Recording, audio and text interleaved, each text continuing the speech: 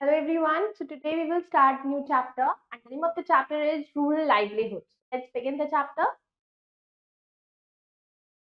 Chapter 7 Rural Livelihood Learning Objectives. Through this chapter you will be knowing about farming and non-farm activities. Let's warm up. Do your grandparents or relatives live in a village? If yes, you can write. Have you ever visited that place? What do people do there for a living? Do they go to big offices like your parents? तो कैसे village में जो चीजें होती हैं city से compare करोगे तो how they are different. Let's start. Livelihood refer होता है ऑक्यूपेशन या फिर एम्प्लॉयमेंट जो जरूरी होता है कि हमारी बेसिक नीड्स की फुलफिलमेंट के लिए. रूरल इंडिया में एग्रीकल्चर मेन सोर्स है लाइवलीहुड का. कुछ लोग जो होते हैं वो इन्वॉल्व होते हैं अदर ऑक्यूपेशन जैसे fishing, poultry farming, animal husbandry, farming. सबसे important type of livelihood prevalent है विलेज के अंदर, वो है फार्मिंग. इंडिया में कम से कम भी 60% जो है पॉपुलेशन वो एग्रीकल्चर पर डिपेंड करती है.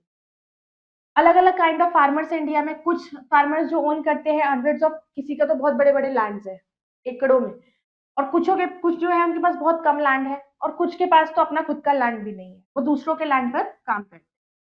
तो जो रिच फार्मर्स होते हैं जिनके पास ज्यादा एरिया लैंड का होता है उनको लार्ज फार्मर कहते हैं. वो रिच भी होते हैं और उनके पास मॉडर्न टेक्निक्स भी होती हैं फॉर एग्रीकल्चर पर्पज के लिए, जैसे ट्रैक्टर भी होता है, मॉडर्न मशीन्स भी होती हैं, थ्रेशर्स, हार्वेस्टर्स. तो ये जो फार्मर्स होते हैं ये अफोर्ड कर सकते हैं कि अच्छी क्वालिटी की सीड्स और फर्टिलाइजर्स को ये अफोर्ड कर सकते हैं. एक मिडिल लेवल फार्मर एक पर्सन होता है जिसका लैंड होल्डिंग बहुत ही लार्ज नहीं होता.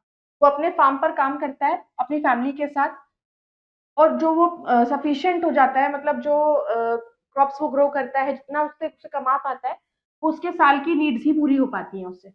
तो उसको लार्ज फार्मर फील्ड पर काम करना पड़ता है एक्स्ट्रा मनी के. कई बार क्या होता है वो बास्केट भी बनाते हैं रोप से in order to make ends meet, क्योंकि कई बार जरूरतें नहीं पूरी हो पाती हैं तो अलग से काम भी करना पड़ता है. मार्जिनल फार्मर्स के पास less than 2 hectare of land होता है. वो तब तक टिल लैंड करते हैं till their land either by hand से करते हैं या फिर एनिमल ड्रिवन के साथ हेल्प तो हल चलाते हैं. अब इतनी अच्छी टेक्निक्स नहीं होती उनके पास तो वो फूड क्रॉप्स ग्रो करते हैं जो सफिशिएंट नहीं हो पाती हैं, इवन फैमिली के लिए भी नहीं हो पाती है. मार्जिनल फार्मर्स वर्क करते हैं दूसरे फार्मर्स पर फार्म्स पे पैसे कमाने के लिए. एक लैंडलेस फार्मर जो होता है जिसके पास अपना लैंड नहीं होता, कोई लैंड होल्डिंग नहीं होती उसकी अपनी, वो एक वेज अर्नर की तरह दूसरों के फील्ड्स पर काम करते हैं. वो डेली वेजेस मिलती है. समटाइम्स क्या होता है उनको अपॉर्चुनिटी मिलती है कि एक फील्ड पर काम करें. एक middle farmer hands in over the agreement करता है प्रोड्यूस को शेयर करने का कि भाई इतना प्रोड्यूस जो होगा उसमें इतना शेयर मिलेगा तुम्हें. तो प्रोड्यूस हार्डली सफिशिएंट होता है, उसकी खुद की नीड भी पूरी होती, तो उन्हें दूसरे फार्मर की फील्ड पे काम करना पड़ता है एक्स्ट्रा टाइम, या फिर नियर बाय टाउन जाना पड़ता है कोई डेली वेज का काम ढूंढने के लिए. नॉन फार्म एक्टिविटीज जो होती है, बहुत सारी नॉन एक्टिविटीज हैं एग्रीकल्चर के अलावा जो रूरल एरियाज में होती है, जैसे कि some of them dairy farming. Dairy या फिर मिल्क प्रोडक्शन भी एक प्रोमिनेंट ऑक्यूपेशन है. गांव के लोग का बहुत सारी डेयरी फार्मिंग को फॉलो करते हैं रूरल सेक्टर में. पीपल वहां पर लाइफ स्टॉक मेंटेन करते हैं, उनके पास काउज बफेलोज होती हैं और जो कलेक्ट करते हैं मिल्क को फिर निकालते हैं और processing plants for supply of towns और सिटीज में सप्लाई करते हैं. अब उन्होंने स्टार्ट किया to have better variety of cows buffaloes अपने पास रखते हैं जो बहुत सारा मिल्क देती हैं, और कुछ वेराइटीज यील्ड करता है as much 20 litres a day उनको निकालना पड़ता है. तो ये फेयरली प्रॉफिटेबल बिजनेस है. फिर आता है पोल्ट्री फार्मिंग. पोल्ट्री दूसरा प्रॉफिटेबल वेंचर है जो इसको जरूरत नहीं है मच इन्वेस्टमेंट की. वो जल्दी से बहुत तेजी से बढ़ता है और प्रॉफिटेबल भी होता है. खाली टेक्नोलॉजी ही नहीं जरूरत होती उसमें इस्टेब्लिश होने में, बल्कि वो एक पोल्ट्री फार्म मेंटेन करना पड़ता है जो प्रोड्यूस होता है एग्स का, फाउल्स का, उनको बेचते हैं अर्बन एरियाज में.